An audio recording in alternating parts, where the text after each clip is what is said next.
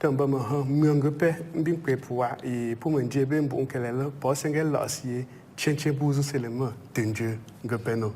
Nous parlons de langues ancestrales, la traduction dans quelques petites secondes. Déjà, Mba, Monte Tchakonte. J'arriverai à prononcer d'ici la fin de l'émission.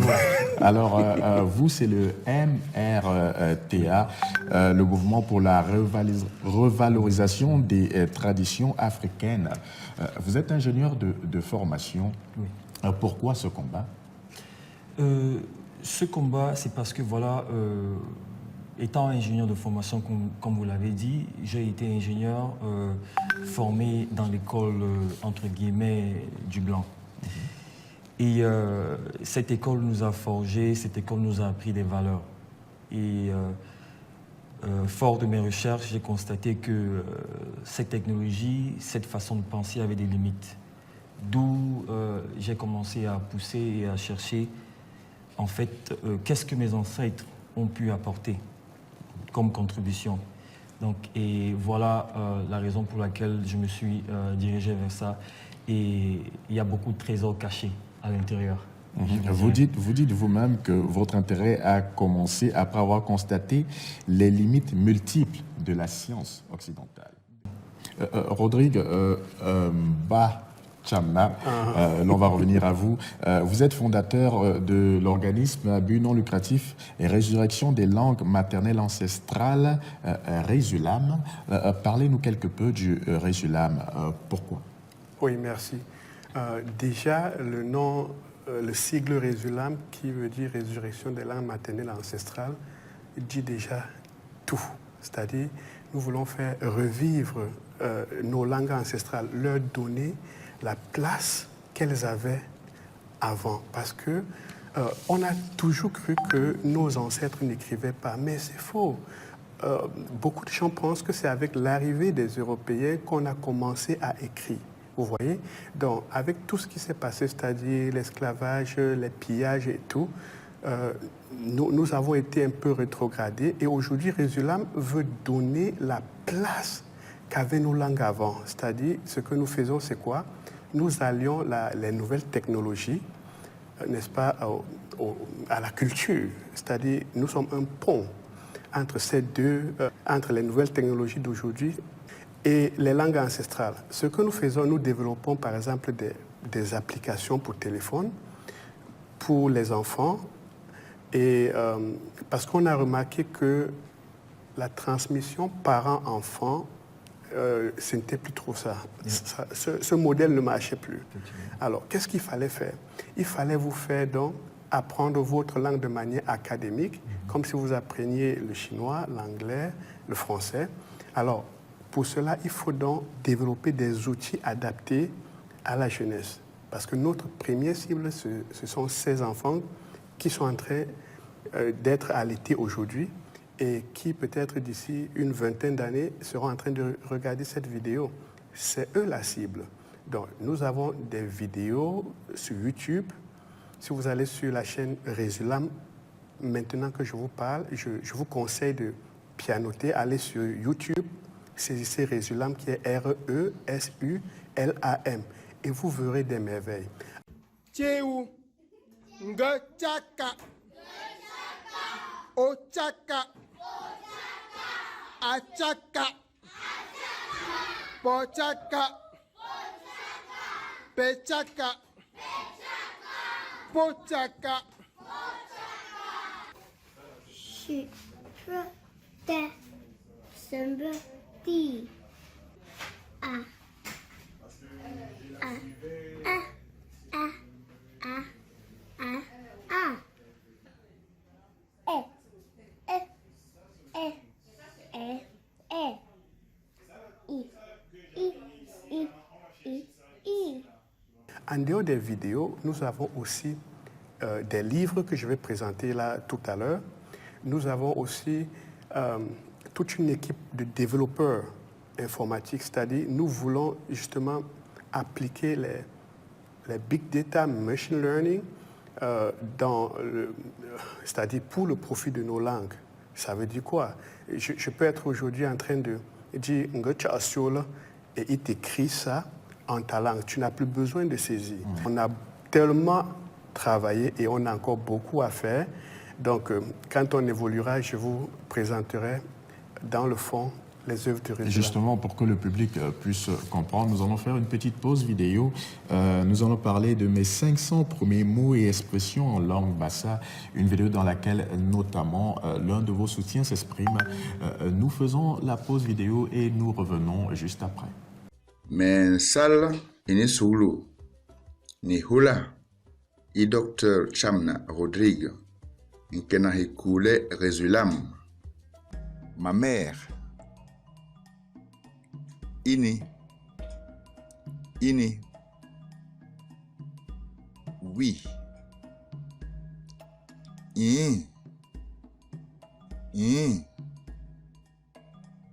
non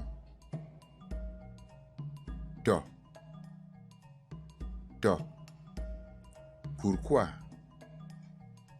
inyuki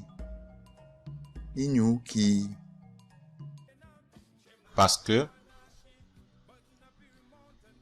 mengaka maka le sein pun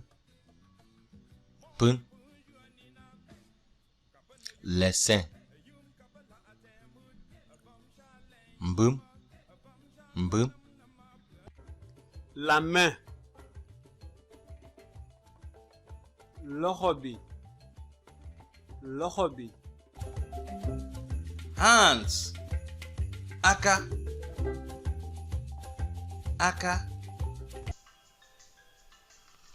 la langue, ludima, evo, ludimi. C'est qui? Ezali nani?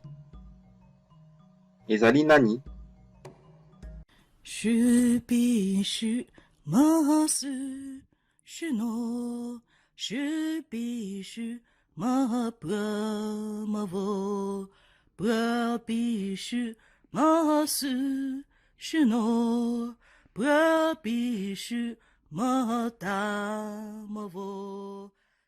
C'était juste un extrait pour essayer de comprendre le Résulam. L'on a déjà parlé un tout petit peu du fonctionnement, mais peut-on venir un peu plus loin sur les missions concrètes et objectifs du Résulam?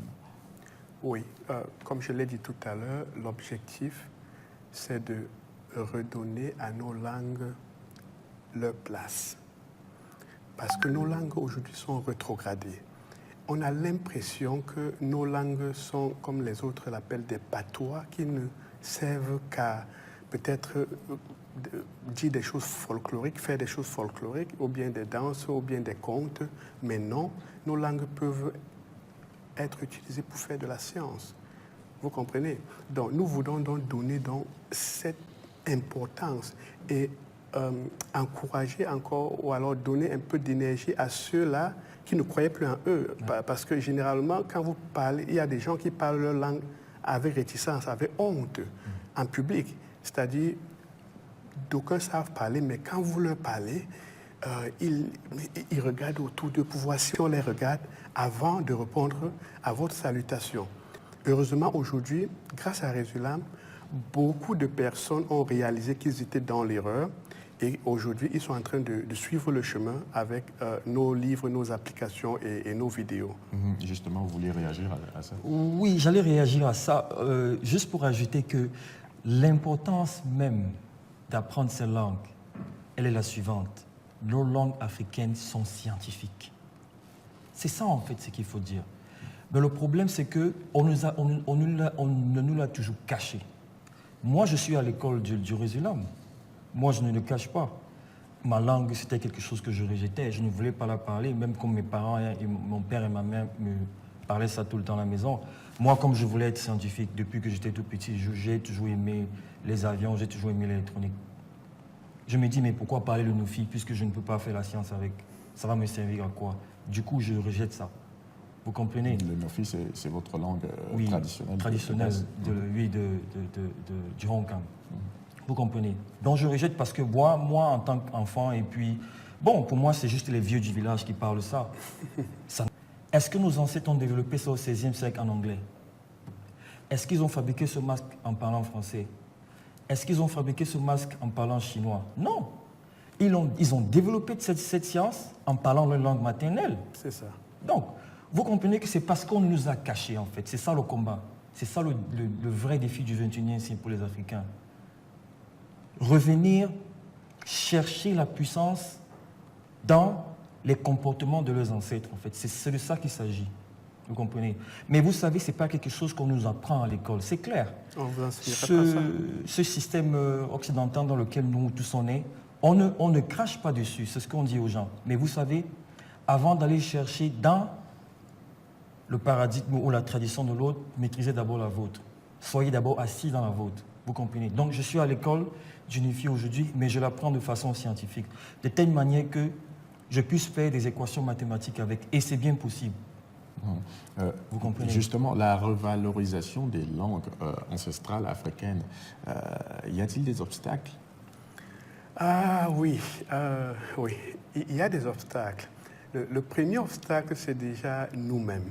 C'est-à-dire, on doit d'abord travailler sur nos mentalités. Yeah. C'est-à-dire, regarder d'abord ce qui nous appartient comme ça devrait être. Beaucoup de gens aujourd'hui se posent la question, pourquoi est-ce que j'apprendrai ma langue maternelle alors que ce n'est pas économiquement important, ça ne me rapporte rien. Vous comprenez? Donc, il faut d'abord comprendre que c'est quelque chose d'idéologique, de culturel. Donc, pour vous affirmer comme un être humain, vous devez, pour aller en face de l'autre, vous devez lui apporter aussi. Voilà. N'allez pas juste prendre sans rien apporter. Quand vous n'apportez rien, c'est vrai, c'est sûr que vous serez toujours en dessous. Ouais. Alors que quand vous venez avec, par exemple, vos langues, vos traditions, vous l'imposez, si vous réussissez à l'imposer, alors le retour sera immédiat. Beaucoup se disent que ce n'est pas économiquement porteur, mais ça peut l'être. Parce que si aujourd'hui on impose que chaque étranger qui vient, par exemple, en Afrique, ou bien quelque part pour travailler en Afrique, a besoin, par exemple, d'apprendre une langue, ça va, n'est-ce pas, développer d'autres travaux pour les gens, justement, qui parlent la langue. Donc, le premier obstacle, c'était donc nous-mêmes. Le deuxième obstacle que je peux relever ici, c'est le fait que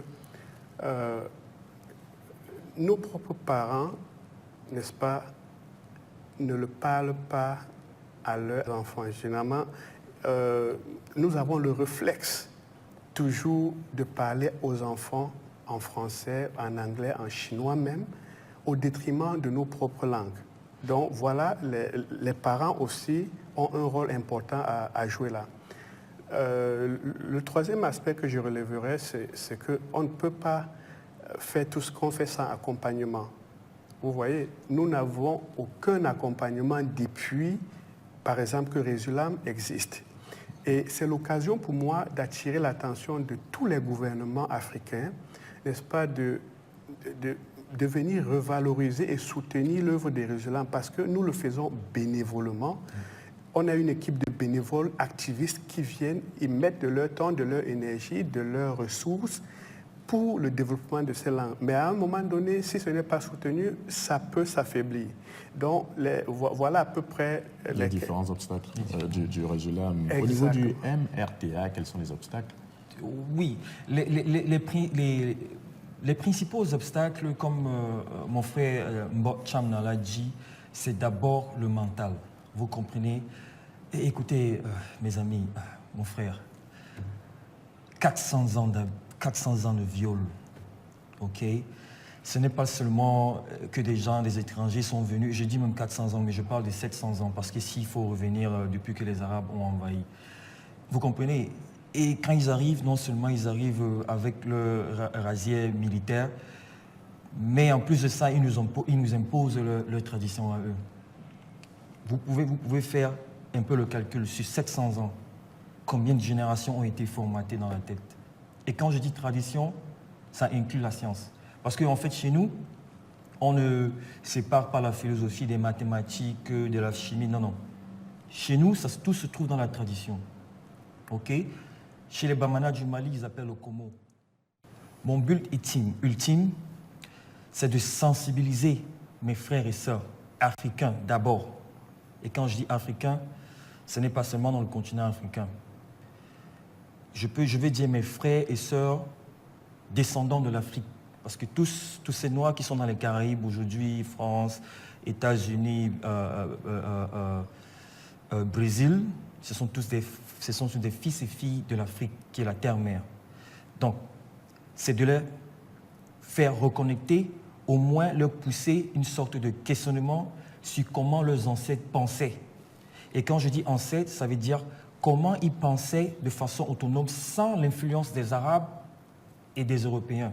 Et aller chercher les valeurs à l'intérieur, parce que s'ils trouvent des secrets, s'ils trouvent des trésors, et si vous me donnez le temps, je ferai des démonstrations. Soutenez. Maman. Maman. Moi. Moi. Moi. Moi. Ma mère. Ma mère. Ça. Osta. Ça. Anta. Oui. Oui.